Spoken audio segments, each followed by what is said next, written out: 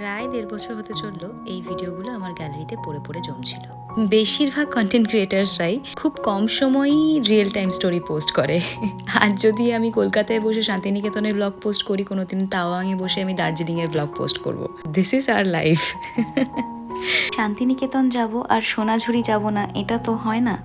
আর সোনাঝুরির হাটে একবার ঢুকে গেলে হাটের দোকানগুলো থেকে বেরিয়ে আসাটা ইজ ইম্পসিবল। সারাটা দিন না খেয়ে দিয়ে ঘুরে এসে সোনাঝুরির হাটে বসে আমরা যখন শপিং করছি, বিকেল 4টে বেজে গেছে। একদম লাস্ট মোমেন্টে আমরা গিয়ে শকুন্তলাতে পৌঁছেছি। আর একটু পরেই ওরা লাঞ্চ সার্ভ করাটা বন্ধ করে দিচ্ছিল। আমরা ওয়াজ দ্য লাস্ট ব্যাচ।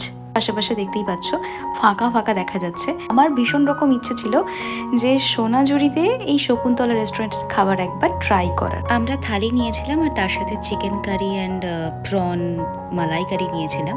আমার স্পেশালি প্রন মালাইকারিটা খুব ভালো লেগেছে, আর ওই পোস্তর বড়া আমার এটা খুব পছন্দের জিনিস। বাকি ওভারঅল খাবার দাবার ইজ ওকে ওকে।